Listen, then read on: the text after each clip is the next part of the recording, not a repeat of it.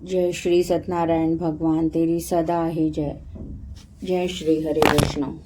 शत शत नमन। सत्यनारायण व्रत कथा, पूर्णिमा व्रत कथा। सामग्री: केले के खंभे, पंच पल्लव, कलश, पंचरल, चावल, कपूर, धूप, पुष्पों की माला, श्रीफल, ऋतुफल, अंग, वस्त्र, नवैद, कलावा, आम के पत्ते, यज्ञोपवीत वस्त्र, गुलाब के फूल, दीप, तुलसी दल, पान, पंचामृत, दूध, दही, घृत, शक्कर, शहद, केसर, बंधनवार और चौकी। पूजा विधि: व्रत करने वाला पूर्णिमा व संक्रांति के दिन प्रातः अथवा सायंकाल को स्नान आदि से निवृत्त होकर पूजा स्थान में आसन पर बैठकर श्रद्धा पूर्वक श्री गणेश, गौरी, वरुण, विष्णु आदि सब देवताओं का पूजन करके संकल्प करे कि मैं सत्यनारायण स्वामी का पूजन तथा कथा श्रवण सदैव करूंगा। पुष्प हाथ में लेकर नारायण का ध्यान करें। यज्ञोपवीत पुष्प, धूप, नैवेद्य आदि से युक्त होकर स्तुति करें। हे भगवान, मैंने श्रद्धा पूर्वक फल, जल आदि सब सामग्री आपको अर्पण की है, इसे स्वीकार कीजिए। मेरा आपको बारंबार नमस्कार है। इसके बाद सत्यनारायण जी की कथा पढ़ें अथवा श्रवण करें। जय श्री हरि। जय श्री सत्यनारायण भगवान। सत्यनारायण व्रत कथा, पहला अध्याय। एक बार नैमिषारण्य तीर्थ में शौनकाजी 88,000 ऋषियों ने श्री सूत जी से पूछा, हे प्रभु, इस कलयुग में वेद विदा रहित मनुष्यों को प्रभु भक्ति किस प्रकार मिलेगी तथा उनका उद्धार कैसे होगा? इसलिए हे मुने, कोई ऐसा तप कहिए जिससे थोड़े समय में पुण्य प्राप्त होवे तथा मनवांचित फल मिले। वह कथा सुनने की हमारी इच्छा है। सर्वशास्त्र ज्ञाता श्री सूत जी बोले, हे वैष्णव में पूज्य, आप सब ने प्राणियों के हित की बात पूछी। अब मैं उस श्रेष्ठ व्रत को आप लोगों से कहूंगा जिस व्रत को नारद जी ने लक्ष्मी नारायण से पूछा था और लक्ष्मीपति ने मुनि श्रेष्ठ नारद जी से कहा था, सो ध्यान से सुनो। एक बार योगी राज नारद जी दूसरों के हित की इच्छा से अनेक लोकों में घूमते हुए मृत्यु लोक में आ पहुंचे। यहाँ अनेक योनियों में जन्मे हुए प्राय सभी मनुष्यों को अपने कर्मों द्वारा अनेक दुखों से पीड़ित देखकर सोचा, किस यत्न के करने से निश्चय ही प्राणियों के दुखों का नाश हो सकेगा। ऐसा मन में सोचकर विष्णु लोक को गए। वहां श्वेत वर्ण और 4 भुजाओं वालों देवों के ईश नारायण को देखकर उनके हाथों में शंख, चक्र, गदा और पद्म थे, वरमाला पहने हुए थे। स्तुति करने लगे, हे भगवान, आप अत्यंत शक्ति से संपन्न हैं। मन तथा वाणी भी आपको नहीं पा सकती। आपका आदि मध्य अंत नहीं है। निर्गुण स्वरूप, सृष्टि के आदि भूत व भक्तों के दुखों को नष्ट करने वाले हो, आपको नमस्कार है। नारद जी से इस प्रकार की स्तुति सुनकर विष्णु भगवान बोले, हे मुनिश्रेष्ठ, आपके मन में क्या है? आपका किस काम के लिए आगमन हुआ है? निसंकोच कहो। तब नारद मुनि बोले, मृत्यु लोक में सब मनुष्य जो अनेक योनियों में पैदा हुए हैं, अपने अपने कर्मों के द्वारा अनेक प्रकार के दुखों से दुखी हो रहे हैं। हे नाथ, मुझ पर दया रखते हो तो बतलाइए कि उन मनुष्यों के सब दुख थोड़े से ही प्रयत्न से कैसे दूर हो सकते हैं। श्री भगवान जी बोले, हे नारद, मनुष्यों की भलाई के लिए तुमने बहुत अच्छी बात पूछी है। जिस काम के करने से मनुष्य मोह से छूट जाता है वह मैं कहता हूँ, सुनो। बहुत पुण्य देने वाला स्वर्ग तथा मृत्यु लोक दोनों में दुर्लभ एक उत्तम व्रत है। आज मैं प्रेमवश होकर तुमसे कहता हूँ, सत्यनारायण का यह व्रत अच्छी तरह विधि पूर्वक करके मनुष्य आयु पर्यंत यहाँ सुख भोग कर मरने पर मोक्ष को प्राप्त होता है। श्री भगवान के वचन सुनकर नारद मुनि बोले कि इस व्रत का फल क्या है, क्या विधान है और किसने यह व्रत किया है? किस दिन यह व्रत करना चाहिए? विस्तार से कहिए। भगवान बोले, दुख शोक आदि को दूर करने वाला, धन धान्य को बढ़ाने वाला, सौभाग्य तथा संतान को देने वाला, यह व्रत सब स्थानों पर विजयी करने वाला है। भक्ति संतान को देने वाला यह व्रत किसी भी दिन मनुष्य श्री सत्यनारायण की प्रातः काल के समय ब्राह्मणों और बंधुओं के साथ धर्म परायण होकर पूजा करे। भक्ति भाव से नैवेद्य, केले का फल, घी, दूध, गेहूं का चूर्ण सवाया लेवे। गेहूं के अभाव में साठी का चूर्ण, शक्कर और गुड़ ले और सब भक्षण योग्य पदार्थ जमा करा के भगवान को अर्पण कर देवे। बंधुओं सहित ब्राह्मणों को भोजन करावे, पश्चात स्वयं भोजन करे। नृत्य, गीत आदि का आचरण कर सत्यनारायण भगवान का स्मरण करते हुए समय व्यतीत करे। इस तरह व्रत करने पर मनुष्यों की इच्छा निश्चय पूरी होती है। विशेषकर कलिकाल में भूमि पर यही मोक्ष का सरल उपाय है। दूसरा अध्याय। जय श्री सत्यनारायण भगवान, तेरी सदा ही जय। सूत जी बोले, हे ऋषियों, जिसने पहले इस समय में इस व्रत को किया है उसका इतिहास कहता हूँ, ध्यान से सुनो। सुंदर काशीपुरी नगरी में एक अत्यंत निर्धन ब्राह्मण रहता था। वह भूख और प्यास से बेचैन हुआ नित्य पृथ्वी पर घूमता था। ब्राह्मणों से प्रेम करने वाले भगवान ने ब्राह्मणों को दुखी देखकर बूढ़े ब्राह्मण का रूप धर उसके पास जाकर आदर से पूछा, हे विप्र, नित्य दुखी हुआ पृथ्वी पर क्यों घूमता है? हे श्रेष्ठ ब्राह्मण, यह सब मुझसे कहो, मैं सुनना चाहता हूँ। ब्राह्मण बोला, मैं निर्धन ब्राह्मण हूँ, भिक्षा के लिए पृथ्वी पर फिरता हूँ। हे भगवान, यदि आप इसका उपाय जानते हो तो कृपा कर कहो। वृद्ध ब्राह्मण बोला कि सत्यनारायण भगवान मनवांछित फल देने वाले हैं, इसलिए हे ब्राह्मण, तू उनका पूजन कर, जिसके करने से मनुष्य सब दुखों से मुक्त होता है। ब्राह्मणों को व्रत का सारा विधान बतलाकर बूढ़े ब्राह्मण का रूप धारण करने वाले सत्यनारायण भगवान अंतर्ध्यान हो गए। जिस व्रत को वृद्ध ब्राह्मण ने बतलाया है, मैं उसको करूंगा, यह निश्चय कर उसे रात में नींद भी नहीं आई। वह सवेरे उठ सत्यनारायण के व्रत का निश्चय कर भिक्षा के लिए चला। उसको भिक्षा में बहुत धन मिला, जिससे बंधु बांधवों के साथ उसने सत्यनारायण का व्रत किया। इसके करने से वह ब्राह्मण सब दुखों से छुटकर अनेक प्रकार की संपत्तियों से युक्त हुआ। उस समय से वह ब्राह्मण हर मास व्रत करने लगा। इस तरह सत्यनारायण भगवान के व्रत को जो करेगा वह मनुष्य सब दुखों से छूट जाएगा। इस तरह नारद जी से सत्यनारायण का कहा हुआ है व्रत मैंने तुमसे कहा। हे विप्रों, अब मैं और क्या कहूँ? ऋषि बोले, हे मुनीश्वर, संसार में इस ब्राह्मण से सुनकर किस किस ने इस व्रत को किया, यह सब हम सुनना चाहते हैं। इसके लिए हमारे मन में श्रद्धा है। सूत जी बोले, हे मुनियों, जिसने इस व्रत को किया है वह सब सुनो। एक समय एक ब्राह्मण धन और ऐश्वर्य के अनुसार बंधु बांधवों के साथ व्रत करने को तैयार हुआ। उसी समय एक लकड़ी बेचने वाला बूढ़ा आदमी आया और बाहर लकड़ियों को रखकर ब्राह्मण के मकान में गया। प्यास से दुखी लकड़हारा उनको व्रत करते देखकर ब्राह्मण को नमस्कार कर कहने लगा, आप विप्र क्या कर रहे हैं और इसके करने से क्या फल मिलता है? कृपया करके मुझे बताओ। ब्राह्मण ने कहा, सब मनोकामनाओं को पूरा करने वाला यह सत्यनारायण भगवान का व्रत है। इसकी ही कृपा से मेरे यहाँ धन धान्य आदि की वृद्धि हुई है।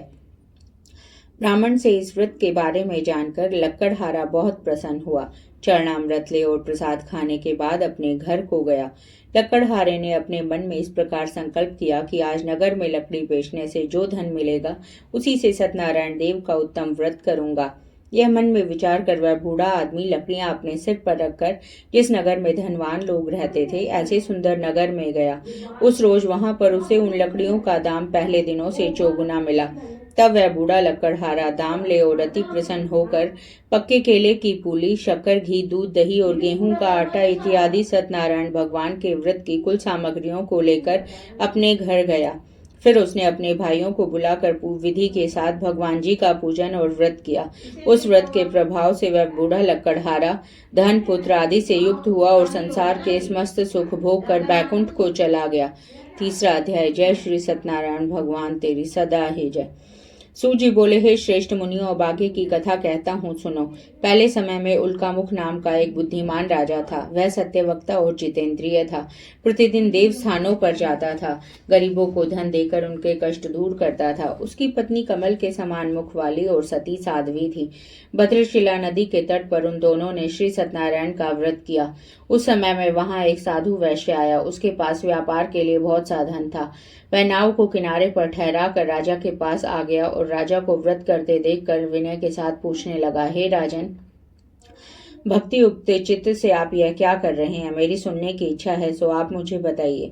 राजा बोला, हे साधु, अपने बांधवों के साथ पुत्र आदि की प्राप्ति के लिए महाशक्तिवान सत्यनारायण भगवान का व्रत व पूजन किया जा रहा है। राजा के वचन सुनकर साधु आदर से बोला, हे राजन, मुझे से इसका सब विधान कहो। मैं भी आपके कथानुसार इस व्रत को करूंगा। मेरे भी कोई संतान नहीं है और इससे निश्चय ही होगी। राजा से सब विधान सुन व्यापार से निवृत्त हो वह आनंद के साथ घर गया।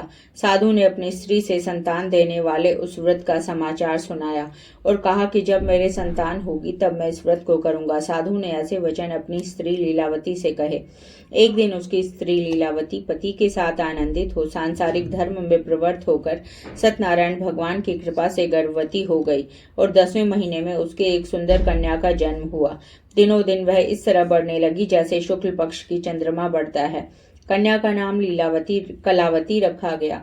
तब लीलावती ने अपने मीठे शब्दों से पति से कहा, आपने जो संकल्प किया था कि भगवान का व्रत करूंगा, सो आप उसे करिए। साधु बोला, हे प्रिय, इसके विवाह पर करूंगा। इस प्रकार वह पत्नी को आश्वासन दे नगर को गया। कलावती पितृगृह में वृद्धि को प्राप्त हो गई और साधु ने जब सब नगर में सखियों के साथ अपनी पुत्री को देखा तो तुरंत दूत बुलाकर कहा कि पुत्री के वास्ते कोई सुयोग्य वर देख कर लाओ।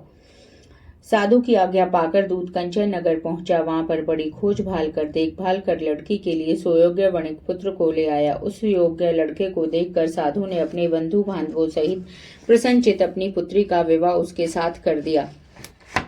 किंतु दुर्भाग्य से विवाह के समय भी उस व्रत को करना भूल गया। तब श्री भगवान क्रोधित हो गए और श्राप दिया कि तुम्हें दारुण दुख प्राप्त होगा। अपने कार्य में कुशल साधु बनिया जमाता सहित समुद्र के समीप स्थित रतनपुर नगर में गया और वहां दोनों ससुर जमाई चंद्रकेतु राजा के नगर में व्यापार करने लगे। एक रोज भगवान सत्यनारायण की माया से प्रेरित होकर चोर राजा का धन चुराकर भागा जा रहा था, किंतु राजा के दूतों को आता देखकर चोर ने घबराकर भागते हुए राजा के धन को वहीं चुपचाप रख दिया जहां वो ससुर जमाई ठहरे हुए थे। जब दूतों ने उस साधु वैश्य के पास जाकर राजा के धन को रखा देखा तो वे दोनों को बांध कर ले गए और प्रसन्नता से दौड़ते हुए राजा के समीप जाकर बोले, यह दो चोर हम पकड़ कर लाए हैं, कृपया आज्ञा दें। तब राजा की आज्ञा से उनको कठोर कारावास में डाल दिया और उनका सब धन छीन लिया। इधर सत्यनारायण भगवान के श्राप द्वारा उनकी पत्नी पर भी बहुत संकट आए और वह बहुत दुखी हुई। घर पर जो धन था चोर चुरा कर ले गए। शारीरिक व मानसिक पीड़ा तथा भूख प्यास से अति दुखित होकर अन्न की चिंता में कलावती एक ब्राह्मण के घर गई। वहां उसने सत्यनारायण भगवान का व्रत होते देख फिर कथा सुनी और प्रसाद ग्रहण कर रात को घर आई। माता ने कलावती से कहा, हे पुत्री, अब तक कहाँ रही और तेरे मन में क्या है? कलावती बोली, हे माता, एक ब्राह्मण के घर श्री सत्यनारायण भगवान का व्रत देखा है। कन्या के वचन सुनकर लीलावती भगवान के पूजन की तैयारी करने लगी। लीलावती ने परिवार और बंधुओं सहित श्री सत्यनारायण भगवान का पूजन किया और वर मांगा कि मेरे पति और दामाद शीघ्र आ जावें। साथ ही प्रार्थना की कि हम सबका अपराध क्षमा करो। सत्यनारायण भगवान इस व्रत से संतुष्ट हो गए और राजा चंद्रकेतु को स्वप्न में दर्शन देकर कहा, हे राजन, दोनों ही वैश्यों को प्रातः छोड़ दो और उनका सब धन जो तुमने ग्रहण किया है दे दो, नहीं तो मैं तेरा अन्न धन राज्य पुत्र आदि सब नष्ट कर दूंगा। राजा से ऐसे वचन कहकर भगवान अंतर्ध्यान हो गए। प्रातःकाल राजा चंद्रकेतु ने सभा में अपना स्वप्न सुनाया। फिर दोनों वणिक पुत्रों को कैद से मुक्त कर सभा में बुलाया। दोनों ने आते ही राजा को नमस्कार किया। राजा मीठे वचनों से बोला, हे महानुभाव, भाववश ऐसा कठिन दुख प्राप्त हुआ है, अब तुम्हें कोई भय नहीं। ऐसा कहकर राजा को उनको नए नए वस्त्राभूषण पहनाए और उनका जितना धन लिया था उससे दुगना धन देकर आदर सहित विदा किया। दोनों वैश्य अपने घर को चल दिए।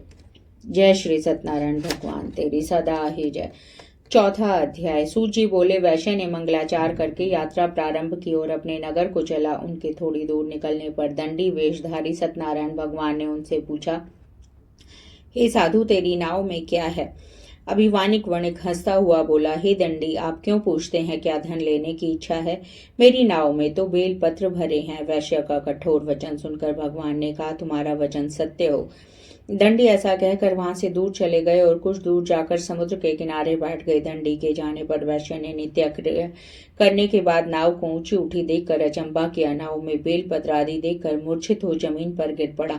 फिर मूर्छा खुलने पर अत्यंत शोक प्रकट करने लगा। तब उसका दामाद बोला कि आप शोक न करें, यह दंडी का श्राप है, अतः उन्हीं की शरण में चलना चाहिए, तभी हमारी मनोकामना पूरी होगी। दामाद के वचन सुनकर साधु वणिक दंडी के पास पहुंचा और अत्यंत भक्ति भाव से नमस्कार करके बोला, हे भगवान, आपकी माया से मोहित ब्रह्मा आदि भी आपके स्वरूप को नहीं जानते, तब मैं अज्ञानी कैसे जान सकता हूँ? आप प्रसन्न होइए, मैं सामर्थ्य के अनुसार आपकी पूजा करूंगा।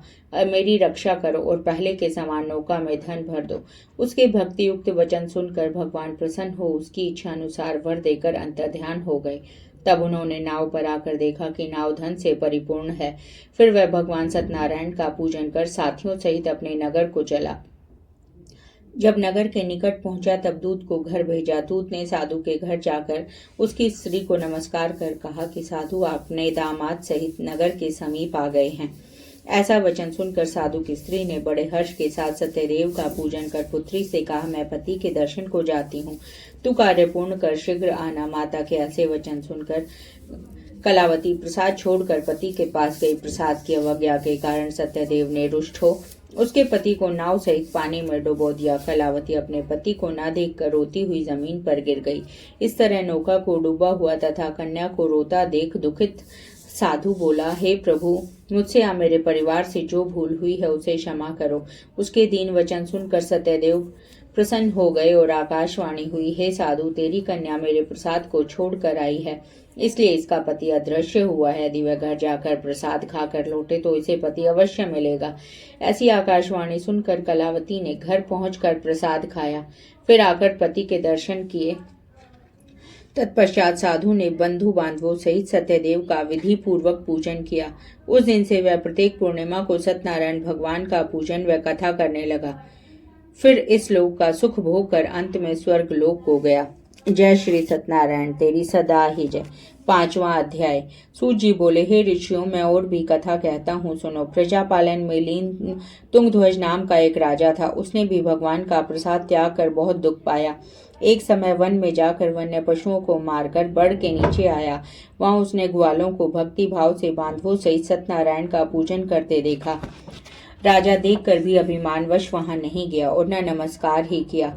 जब ग्वालों ने भगवान का प्रसाद उसके सामने रखा तो वह प्रसाद को त्याग कर अपनी सुंदर नगरी को चला। वहीं उसने अपना सब कुछ नष्ट पाया तो वह जान गया कि यह सब भगवान ने किया है। तब वह विश्वास कर ग्वालों के समीप गया और विधि पूर्वक पूजन कर प्रसाद खाया तो सत्यदेव की कृपा से पहले जैसा था वैसा ही हो गया। फिर दीर्घ काल तक सुख भोग कर मरने पर स्वर्गलोक को गया। जो मनुष्य इस परम दुर्लभ व्रत को करेगा वह भगवान की कृपा से उसे धन धान्य की प्राप्ति होती है और सब मनोरथ पूर्ण होकर अंत में बैकुंठ धाम को जाता है। जिन्होंने पहले इस व्रत को किया, अब उसके दूसरे जन्म की कथा कहता हूँ। पृष्ठतानंद ब्राह्मण ने सुदामा का जन्म लेकर मोक्ष को पाया। उल्कामुख नाम का राजा दशरथ होकर बैकुंठ को गया। साधु नाम के वैश्य ने मोरध्वज बनकर अपने पुत्र को आरे से चीरकर मोक्ष को प्राप्त किया। महाराज तुंगध्वज ने स्वयं भू होकर भगवान में भक्ति युक्त कर्म कर मोक्ष को प्राप्त किया। इति श्री सत्यनारायण व्रत कथा संपूर्णम। बोलिए सत्यनारायण भगवान की जय।